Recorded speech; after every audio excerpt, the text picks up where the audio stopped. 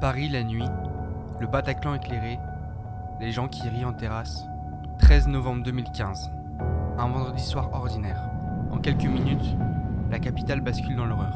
Ce soir-là, 130 personnes sont tuées, des centaines de blessés. Mais au-delà du drame, c'est une génération entière qui perd son innocence. Avant, pendant et après, comment le 13 novembre 2015 a-t-il changé la France ?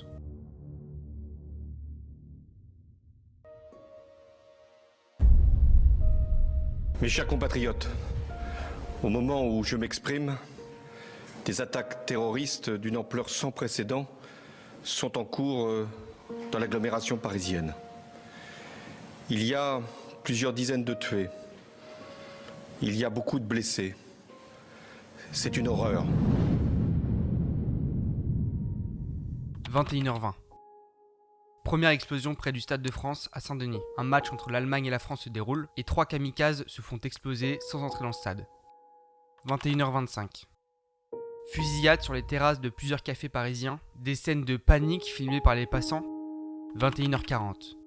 3 hommes armés pénètrent à l'intérieur du Bataclan. Le groupe américain Idol of Death Metal est sur scène à ce moment-là. Les rafales d'armes automatiques font 90 morts. À minuit, c'est au tour des forces du raid de la BRI d'intervenir. Et 2 terroristes se font exploser et un se fait abattre. Bilan final, 130 morts, des centaines de blessés et 9 terroristes, tous liés à Daesh.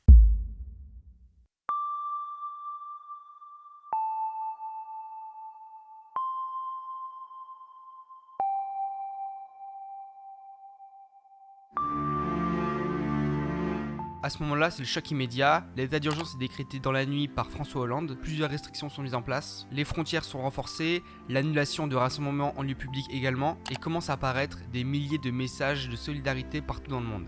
Des monuments entiers sont illuminés aux couleurs tricolores. La symbolique de cette attaque, l'atteinte à la jeunesse, la liberté d'expression et la culture. Ce qu'ils ont voulu tuer, c'est le vivre ensemble. Pour donner un peu plus de contexte sur le réseau terroriste qui a attaqué à ce moment-là, ce soir-là, c'est un réseau piloté depuis Raqqa en Syrie. Les terroristes sont passés par la Belgique et le plan a été globalement initié et planifié depuis l'Europe. Ils ont utilisé les importants flux migratoires de 2015 pour infiltrer les cellules. A noter ici qu'on observe l'implication de figures connues du renseignement européen comme Abaoud.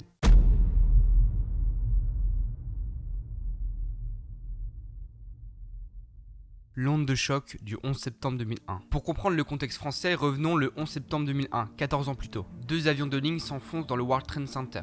Ce jour-là, 3000 morts à New York et le début d'une guerre contre le terrorisme. Après les attentats du 11 septembre 2001, le monde entre dans une nouvelle ère. Al-Qaïda devient le symbole du terrorisme mondial avant de se fragmenter au fil des guerres en Afghanistan et en Irak. De ce chaos naît Daesh, l'État islamique qui, en 2014, s'installe entre la Syrie et l'Irak et attire des milliers de combattants venus d'Europe. Son objectif n'est pas seulement de frapper, c'est de créer un État basé sur la terreur. La France, alliée des États-Unis, est engagée militairement contre Daesh et devient à ce moment-là une cible symbolique, celle d'un pays libre, laïque, au cœur de l'Occident. Frapper Paris, c'est frapper avant tout un symbole.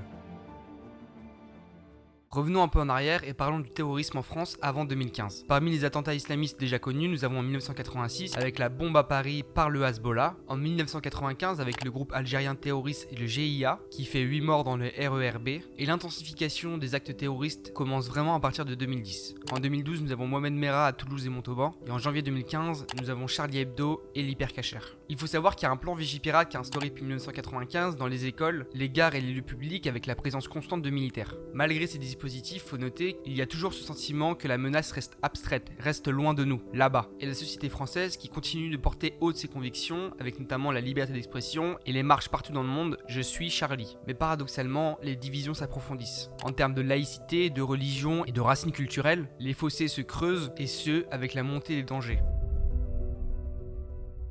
On va faire un petit point maintenant sur le rôle des acteurs français, notamment en termes de défense. Le Quai d'Orsay joue un rôle important avant 2015. Il est notamment responsable de la coordination de la lutte antiterroriste avec l'OTAN. Il fait la diplomatie humanitaire en Syrie et en Irak, tout en soutenant des interventions militaires. Et il s'occupe également de la communication avec les ambassades pour suivre les filières de radicalisation. En parallèle, nous avons la DGSI, qui est donc le renseignement intérieur, et la DGSE, qui est donc celle extérieure. Eux s'occupent de surveiller les départs vers la Syrie. La police judiciaire antiterroriste travaille main dans la main avec la police du quai des Orfèvres. Le problème majeur, c'est que la coopération européenne reste plutôt fragile. Les échanges de fichiers entre la police belge et française restent encore très lentes. On note ici que plusieurs acteurs étaient connus des renseignements, mais pas suivis activement. La police du quai des Orsay, donc, a dû, par sa mission de protection des ambassades et des diplomates, a dû renforcer ses dispositifs après 2015, avec la sécurisation des ambassades, des écoles françaises ou encore des événements culturels. Enfin, on note ici la coordination d'Interpol et d'Europol. Ce fut un véritable tournant et c'est décrit comme tel dans la diplomatie sécuritaire française. Le climat géopolitique et idéologique en 2015 n'est pas idéal. La guerre en Syrie fracture la région, les frappes françaises commencent dès 2014 et Daesh désigne à ce moment-là la France comme ennemi prioritaire. Sur le plan intérieur, en Syrie, on observe le chômage élevé, la montée des extrêmes ou encore les débats sur l'identité, tout ce qui rend dangereux un pays. Afin de mieux illustrer tout ça, j'ai réussi à trouver quelques citations de personnes justement qui ont pu participer et vivre des événements à ce moment-là, des philosophes, comme Michel Onfray qui dit que l'Occident paye ses guerres passées. On a aussi Régis Debray qui lui évoque plutôt que la peur devient notre ciment social, et André Comte-Sponville qui dit que la haine naît souvent du sentiment d'humiliation. Donc pour résumer, la France avant le Bataclan, c'est une société libre mais inquiète, une diplomatie active mais vulnérable, et un peuple qui croit en la paix mais qui sent le danger arriver.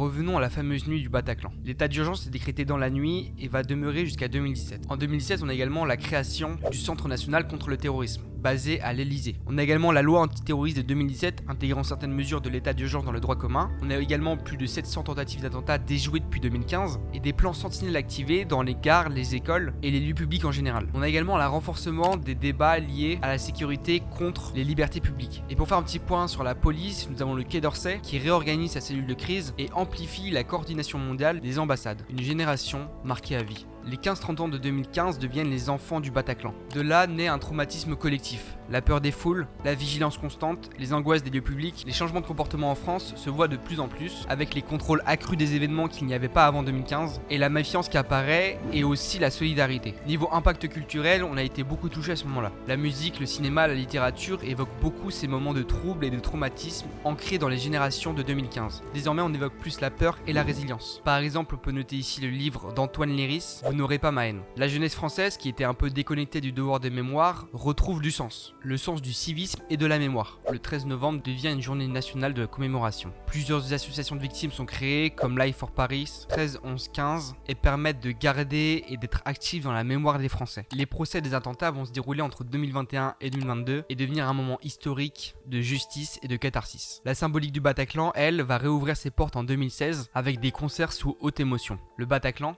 n'est plus un lieu de mort, mais de mémoire vivante, ce que le 13 novembre a changé. La France d'avant croyait à la guerre loin d'elle. La France d'après vit avec vigilance et la mémoire. Le rapport à la liberté a changé. Accepter d'être surveillé pour être protégé, redéfinir la fraternité dans une société blessée. On dit que la mémoire protège de la répétition. Se souvenir du 13 novembre, c'est refuser la banalisation du mal. C'est honorer les vivants en tant que les morts et continuer à vivre malgré tout.